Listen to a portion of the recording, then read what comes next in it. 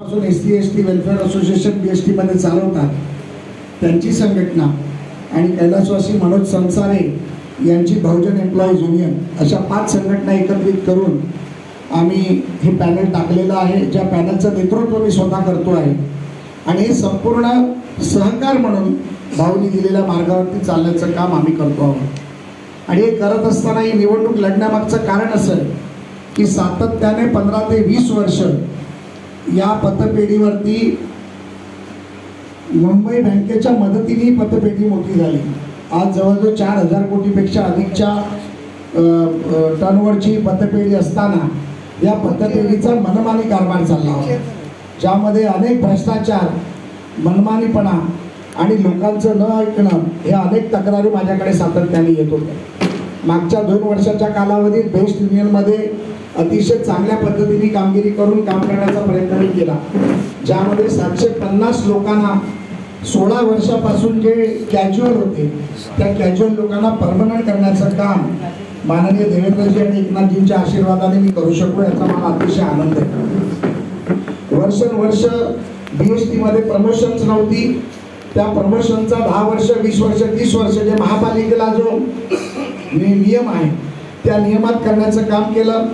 त्यानंतर rotation पद्धतीवरती conductor ड्रायव्हरची बदली करण्याचं काम केलं, घरापासून जवळ त्यांना नोकरी द्यावी जेणेकरून 8 तास काम केल्यानंतर तो त्याच्या कुटुंबाबरोबर सुखरूप घरी जाईल याचा प्रयत्न केला गेला।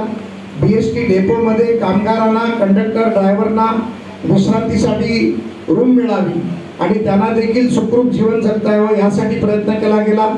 कॉन्ट्रॅक्च्युअल लेबरमुळे बीएसटीच्या प्रमुख कामगारांना नुकसान होणार नाही यासाठीचा माझा प्रयत्न देखील यशस्वी झाला। आणि सगळ्यात मोठी गोष्ट म्हणजे आपण सगळ्यांनी कोविडचा काळ पाहिला आणि कोविडच्या काळामध्ये सगळ्यात मोठी गोष्ट होती की कोणीही रस्त्यावर नव्हतं, फक्त पोलीस रस्त्यावरती होते, डॉक्टर आणि परिचारिका रस्त्यावरती होते। अशा काळात मुंबईच्या गरीब लोकांची जीवनवाहिनी ज्याला आपण म्हणतो ती जीवनवाहिनी बेस्ट रस्त्यावरती होती आणि मला त्या कामगारांचा, ड्रायव्हर कंडक्टरचा आणि माझ्या कामगारांचा अभिमान वाटतो की ज्यांनी कोविडमध्ये सर्वसामान्य लोकांच्या जीवासाठी स्वतःचा जीव धोक्यात घालून या मुंबईच्या रस्त्यावरती एसटी चालवली, बस चालवली। आणि त्यामुळे त्या काळामध्ये माझी मागणी होती की यांना एक वेगळ्या प्रकारचा भत्ता दिला जावा आणि त्यासाठी त्या कोविड काळातला भत्ता म्हणून 104 कोटी रुपयाचा निधी माननीय राज्याच्या मुख्यमंत्र्यांनी सँक्शन केला आणि त्यातला 52 कोटी रुपयाचा निधी आज त्याचं पत्र महापालिकेने दिलं आणि मला वाटतं उद्या सकाळपर्यंत सर्वांच्या खात्यामध्ये 52 कोटी रुपयाचा निधी वितरित देखील केला जाईल। त्यामुळे अतिशय चांगला असं एक पाऊल माननीय सरकारने उचललं आणि आमच्यासारख्या कामगार क्षेत्रामध्ये काम करणाऱ्या कार्यकर्त्याला त्यामुळे त्याचा खूप मोठा हातभार लागणार आहे। आता पतपेढीच्या निवडणुकीमध्ये तुमच्यासारख्या एवढ्या दिग्गज लोकांचं काम काय असा प्रश्न देखील काही पत्रकारांनी मला विचारला, परंतु भ्रष्टाचाराची सीमा जर आपण पाहिली तर एवढ्या मोठ्या प्रमाणावर आहे, ज्यामध्ये तुम्हाला देखील त्याची कॉपी दिलेली आहे। आज जितेंद्र चव्हाण आणि राजेंद्र गायकवाड या तपासणी अधिकाऱ्यांच्या माध्यमातून जो या पतपेढीमध्ये भ्रष्टाचार झाला त्या भ्रष्टाचारापैकी 2च भ्रष्टाचार मी आपल्या समोर ठेवणार आहे। त्यापैकी एक भ्रष्टाचार होता 2021-22 मध्ये, त्यावेळेला कोविडचा काळ होता, त्यावेळेला लोणावळ्यामध्ये कोणीही जायला तयार नव्हतं।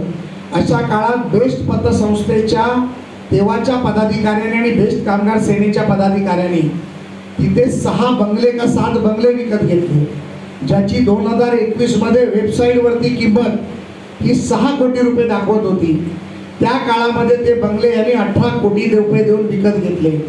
आणि दुसरं दादरमध्ये त्यांच्या युनियनसाठी कार्यालय या पतपेढी संस्थातून विकत घेतलं गेलं, ज्याची किंमत बिल्डरच्या रेडी रेकनर रेटनुसार 4 कोटी होती, ते 9 कोटी रुपयाला विकत घेतलं गेलं। याचा अर्थ तुम्ही बघू शकता की या 2 व्यवहारामध्ये जर 25 कोटीचा भ्रष्टाचार झाला असेल तर अनेक असे किती भ्रष्टाचार खरेदीमध्ये, स्टॅम्प पेपरमध्ये, पेपरमध्ये, परचेसमध्ये केले असतील याची चौकशी व्हावी अशी मागणी त्यांच्याच पक्षातील एका पदाधिकारी, वाघ नावाच्या पदाधिकाऱ्यांनी केली होती आणि त्याची चौकशी आता लावली गेलेली आहे। त्यामुळे ही तक्रार काय आम्ही केलेली नाही, ही तक्रार त्यांच्याच पदाधिकाऱ्यांनी केलेली तक्रार आहे आणि ह्या माध्यमातून मी सन्माननीय बेस्ट कामगार सेनेच्या अध्यक्षांना विचारू इच्छितो, सन्माननीय बेस्ट कामगार पतसंस्थेच्या अध्यक्षांना सारंगजींना विचारू इच्छितो की त्यांनी मला डेटा द्यावा की 2021 ते 2025 या कालावधीत किती बेस्टचे कर्मचारी ड्रायव्हर कंडक्टर लोणावळ्याच्या बंगल्यावर गेले आणि किती वेळा तुमच्या स्वतःच्या पार्ट्या त्या लोणावळ्याच्या बंगल्यावर झाल्या. कारण हे बंगले घेतले गेले हे पतसंस्थांमधील पदाधिकाऱ्यांसाठी घेतले गेले, परंतु तो त्याचा वापर जर तुमच्या पदाधिकाऱ्यांच्या पार्ट्यांसाठी होणार असेल तर त्याचा आम्ही निषेध करतो आणि अशा प्रकारच्या वास्तू तात्काळ विकून त्याचे पैसे डिव्हिडंडच्या माध्यमातून प्रत्येक कर्मचाऱ्याला 50-50 हजार रुपयाच्या माध्यमातून वाटले जावे ही मागणी देखील आपल्या माध्यमातून मी करतो. दुसरा विषय, अनेक वर्ष हे सत्तेत होते, मुख्यमंत्री राहिले, मंत्री राहिले, यांची सरकारं राहिली, परंतु जसं मिठी नदीमध्ये भ्रष्टाचार केला, कोविड बॅगमध्ये भ्रष्टाचार केला, खिचडीमध्ये भ्रष्टाचार केला, तसे BSTचे टायर, पेट्रोल, डिझेल भंगार विकण्यात देखील या लोकांनी भ्रष्टाचार केला. त्यामुळे माझी ही देखील मागणी त्यांच्यासमोर राहणार आहे की सर्वसामान्य कर्मचाऱ्यांना टेम्पररी मधनं परमनंट करताना आणि कॅज्युअल मधनं परमनंट करताना किती पैशाची मागणी केली गेली, ज्यामुळे 16 वर्ष काम झालं नाही, त्याचं उत्तरे देणार आहेत का? आणि जे आम्ही केले त्याच्यासमोर आम्ही हे 715 कर्मचारी उभी करू शकतो, ही आमच्या संघटनेची ताकद आहे. 10 वर्ष, 20 वर्ष, 30 वर्ष मध्ये लोकांची प्रमोशन झाली पाहिजे ही मागणी आमची होती.